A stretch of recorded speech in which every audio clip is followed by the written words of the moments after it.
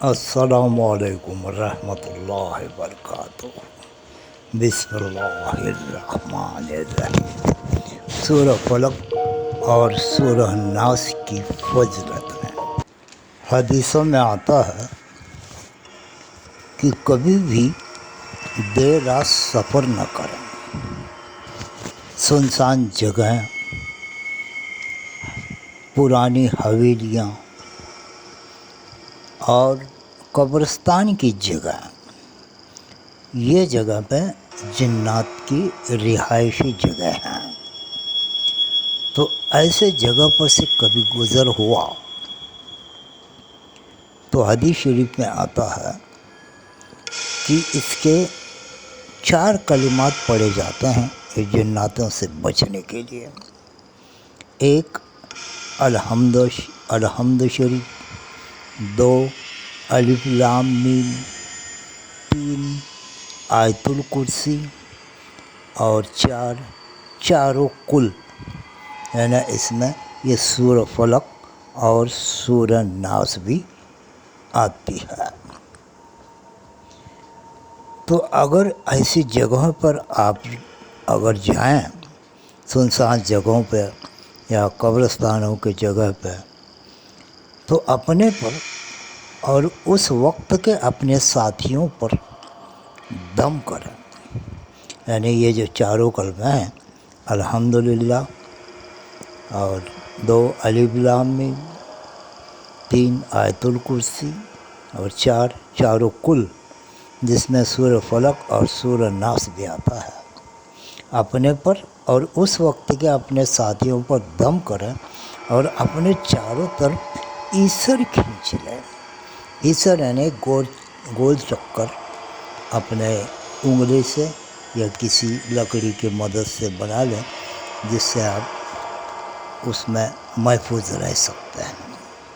اور رات کو سونے سے پہلے بھی یہ کلمے ضرور پڑھیں۔ ایک الحمدللہ شریف، 2 الف لام میم، 3 آیت الکرسی اور 4 چاروں کل۔ اور دن بھر ادھر ادھر نہ تھوکے، بلکہ تھوکنے کی جگہ پر ہی تھوکے۔ اونچائی پر سے کوڑا کرکٹ نہ پھینکے، بلکہ کوڑے دان میں ہی کچرا ڈالے۔ ماحول کو صاف ستھرا اور پاک صاف رکھے۔ ان احتیاط کے علاوہ اور بھی جناتوں سے بچنے کے طریقے ہیں۔ جنات سے بچنے کے لیے کسی دیندار عامل سے مدد لیں۔ اب آئیے سورہ فلق اور سورہ ناس کے بارے میں کچھ مشہور حدیثیں ہیں جو پنجتن کے 5 حروف کی نسبت سے سورہ فلق اور سورہ ناس کے 5 فضائل ہیں، وہ یہاں پہ بیان کیے جاتے ہیں۔ حضرت سیدنا جابر بن عبداللہ اور رضی اللہ تعالیٰ عنہ فرماتے ہیں کہ سرکار والا تبار، ہم بے کسوں کے مددگار، شفیع روز شمار، 2 عالم کے مالک و مختار، حبیب پروردگار صلی اللہ علیہ وسلم نے مجھ سے فرمایا، اے جابر پڑھو۔ میں نے عرض کیا کہ یا رسول اللہ صلی اللہ علیہ وسلم، میرے ماں باپ آپ پر قربان، کیا پڑھوں؟ فرمایا، قل اعوذ برب الفلق اور قل اعوذ برب الناس۔ پھر میں نے یہ دونوں صورتیں پڑھی تو فرمایا، ان دونوں کو پڑھا کرو، کیونکہ تم ان کی مثل ہرگز نہ پڑھ سکو گے۔ ابھی دوسری حدیث آتی ہے، حضرت سیدنا عقبہ بن عامر رضی اللہ تعالیٰ عنہ سے روایت ہے کہ میں ایک سفر میں رسول اللہ صلی اللہ علیہ وسلم کے ساتھ تھا، تو آپ صلی اللہ علیہ وسلم نے فرمایا، اے عقبہ، کیا میں تمہیں پڑھی جانے والی 2 بہترین صورتیں نہ سکھاؤں؟ پھر آپ صلی اللہ علیہ وسلم نے مجھے قل اعوذ برب الفلق اور قل اعوذ برب الناس سکھائی۔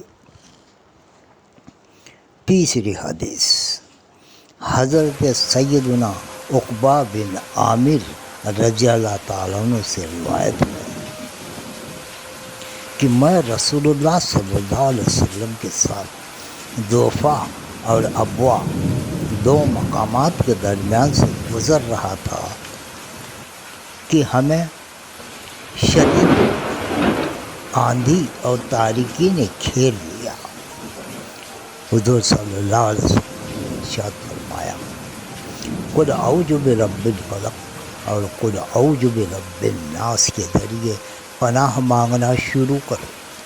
پھر مجھ سے فرمایا اے عقبہ ان دونوں کے ذریعے پناہ مانگا کرو، کسی پناہ چاہنے والے نے اس کی مثل کسی چیز کے وسیلے سے پناہ نہیں مانگی۔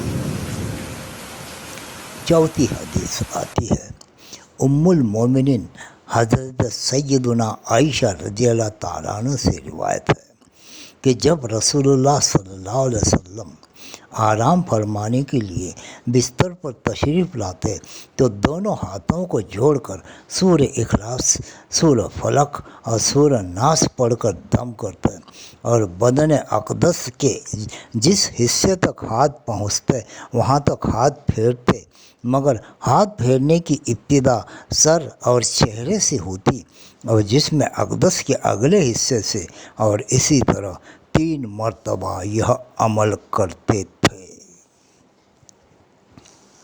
پانچویں حدیث آتی ہے حضرت سیدنا عبداللہ بن حبیب رضی اللہ تعالیٰ عنہ سے مروی ہے کہ سرکار دو عالم نور مجسم شاہ بنی آدم رسول محتشم صلی اللہ علیہ وسلم نے ان سے فرمایا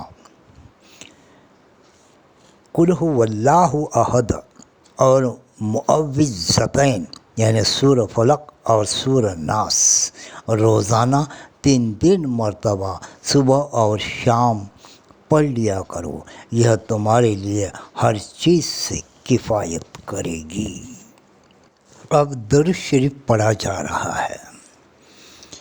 اللہم صلی علی سیدنا و مولانا محمد عدد ما فی علم اللہ صلوات دائمۃ بدوام ملک اللہ۔ اب لیجیے سنیے، یہ سورہ فلق اور سورہ ناس یہاں پہ پڑھا جاتا ہے۔ اعوذ باللہ من الشیطان الرجیم، بسم اللہ الرحمن الرحیم۔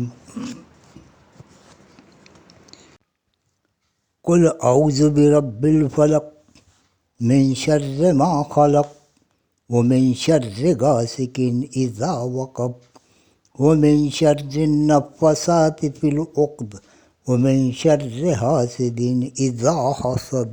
اب سورۃ ناس پڑھی جاتا ہے۔ بسم اللہ الرحمن الرحیم۔ قل اعوذ برب الناس ملک الناس الہ الناس من شر الوسواس الخناس الذی یوسوس فی صدور الناس من الجنۃ والناس۔ آمین۔ اب دعا پڑھی جاتی ہے۔ اے اللہ، یہ سورہ فلق اور سورہ ناس یہ ہر نماز میں ہمیں پڑھنے کی توفیق عطا فرما، اور ہر دعا میں اس کے صدقے طفیل میں تو ہماری دعاؤں کو قبول فرما، ہر مصیبت سے، پریشانی سے، ذلت سے، حادثوں سے اور بلاؤں سے تو ہمیں محفوظ رکھ، دنیا میں بھی، برزخ میں بھی اور آخرت میں بھی۔ ان دونوں صورتوں کو نماز میں ادا کرنے کی ہمیں توفیق عطا دے۔ نماز میں یہ دونوں صورتیں اگر پڑھی جاتی ہے کہ جیسا کہ حدیث شریف میں آتا ہے کہ ہر بلا سے انسان محفوظ رہتا ہے۔ بسم اللہ الرحمن الرحیم۔ فتعالی اللہ المالک الحق لا الہ الا هو رب العرش الکریم۔